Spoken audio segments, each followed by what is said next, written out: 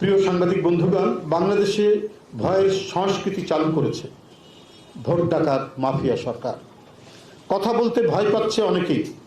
গুম, খুন, অপহরণ, আতঙ্কে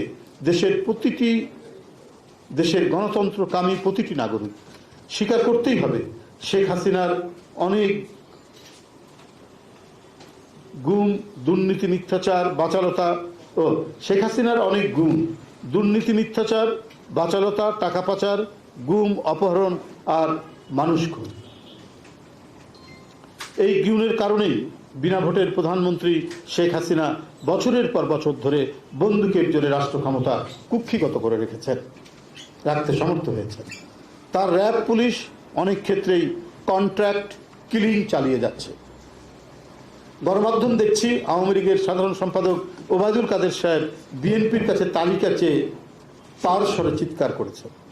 ওবায়দুল কাদের সাহেব কিসের তালিকা চাইছেন? এর আগেও তো তালিকা দেওয়া হয়েছিল 2018 সালে। তালিকা নিয়ে প্রধানমন্ত্রী নিজেই তামাশা করেছেন, নিজেই প্রহসন করেছেন। আর তালিকা তো আপনাদের কাছেই রয়েছে। আইন, আদালত, থানা, পুলিশ আপনাদের কবজায়। ওবায়দুল কাদের সাহেব, আপনি অসুস্থ ছিলেন, খুব গুরুতর অসুস্থ।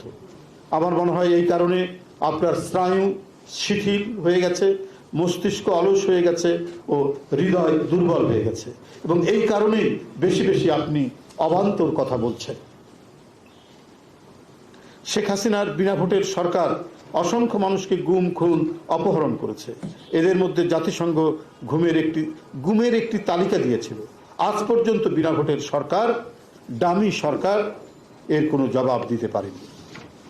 মিথ্যা মামলায় অন্যায়ভাবে সাজাপ্রাপ্ত বিএনপির জাতীয় নির্বাহী কমিটির সহ স্বেচ্ছাসেবক বিষয়ক সম্পাদক আব্দুল কাদের ভূঁইয়া জুয়েল আজ আদালতে জামিন আবেদন করলে তার জামিন নামঞ্জুর করে কারাগারে প্রেরণের ঘটনায় আমি গভীর উদ্বেগ প্রকাশ করছি। আব্দুল কাদের ভূঁইয়া জুয়েল ছাত্রদলের সভাপতি ছিলেন। আব্দুল কাদের ভূঁইয়া জুয়েল স্বেচ্ছাসেবক দলের সাধারণ সম্পাদক ছিলেন। গুরুত্বপূর্ণ বিভিন্ন অঙ্গ সংগঠনের জাতীয় পর্যায়ে নেতৃত্ব দিয়েছেন। একজন মৃদুভাষী, অমায়িক এবং সাহসী ছেলে আব্দুল কাদের ভূঁইয়া জুয়েল।